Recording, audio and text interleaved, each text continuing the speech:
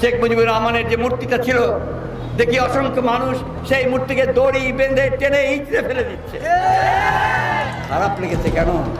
তিনি তো আমাদের নেতা ছিলেন, তাই না? আওয়ামী লীগকে নির্বাচনে বাধা দেওয়া বা নিষেধের পক্ষে নন বিএনপি মহাসচিব। তার মতে এতে গণতান্ত্রিক চর্চা দুর্বল হবে। বার্তা সংস্থা ইউএনবিকে দেয়া এক সাক্ষাৎকারে তিনি এমন কথা বলেন।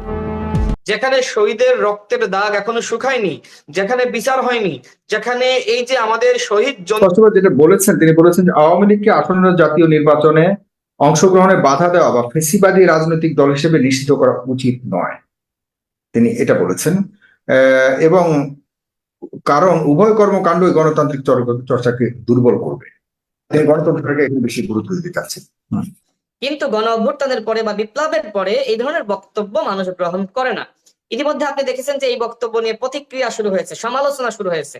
যেখানে শহীদের রক্তের দাগ এখনো শুকায়নি, যেখানে বিচার হয়নি, যেখানে এই যে আমাদের শহীদ জননীরা তারা আমার অফিসে আসে, আপনার কাছে যায়, বিভিন্ন জনের কাছে গিয়ে বিচারের জন্য তারা কান্নাকাটি করে। কালকে তামিমের মা টাইম টাইম সাব ইন্সপেক্টরের ছেলে যে টাইম যাত্রাবাড়িতে যাকে গুলি করে নির্মমভাবে হত্যা করা হলো, তার বন্ধু তাকে সেভ করতে যাচ্ছে, পিছনের দিকে যতবার যাচ্ছে ততবার গুলি চালানো হচ্ছে।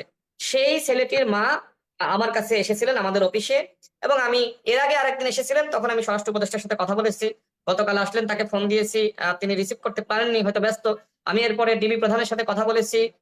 ডিবি প্রধান তিনি খুব আন্তরিক, তিনি বললেন যে আমরা বিষয়টি দেখছি, এবং আজকে ডিবি প্রধানের কাছে সরাসরি সেই টাইমের মা গিয়েছে। দেখেন, এই যে শহীদের মারা রাস্তায় রাস্তায় কান্নাকাটি করছে জন্য এখনো পর্যন্ত বিভিন্ন জায়গায় যাচ্ছেন কিন্তু বিচারটা পাচ্ছেন না। এমতো অবস্থায় যদি বিএনপির সংগ্রামী মহাসচিব, যাকে আমরা সজ্জন পলিটিশিয়ান হিসেবে জানি, তিনি এই ধরনের বক্তব্য দেন, সেটি কিন্তু আসলে আমাদের কাছে কখনোই গ্রহণযোগ্য হবে না। আমরা কি চাই এই মুহূর্তে বাংলাদেশের, আমি মনে করি 99% মানুষ চাই আওয়ামী লীগকে নিষিদ্ধ করা হোক। নাৎসি বাহিনীকে যেভাবে নিষিদ্ধ করা হয়েছে ঠিক একইভাবে আওয়ামী লীগের সাংগঠনিক কার্যক্রম নিষিদ্ধ করা হোক।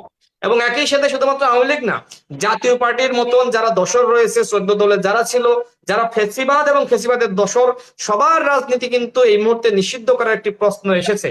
এবং যে আমরা শুনছি যে আপনার আইন রয়েছে, সেক্ষেত্রে বলা হচ্ছে যে একটি আইন সংশোধন করে 10 বছর মতন আওয়ামী লীগের এই যে গণহত্যার দায়ে নিষিদ্ধ করা হবে।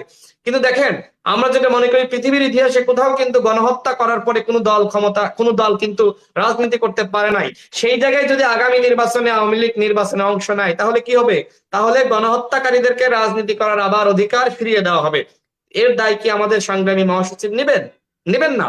সুতরাং আমি মনে করি তিনি যে বক্তব্য দিয়েছেন, তার বক্তব্য নিয়ে ব্যাপকভাবে আলোচনা শুরু হয়েছে।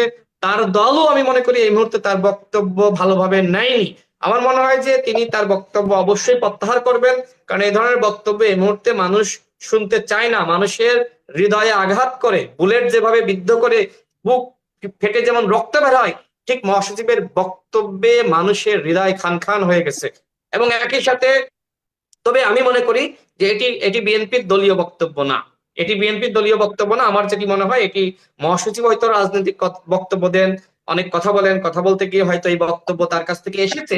বাট আমার কাছে যেটি মনে হয় যে বিএনপির সেন্টিমেন্টের সাথে এই বক্তব্য যায় না, এটি বিএনপির দলীয় বক্তব্য না।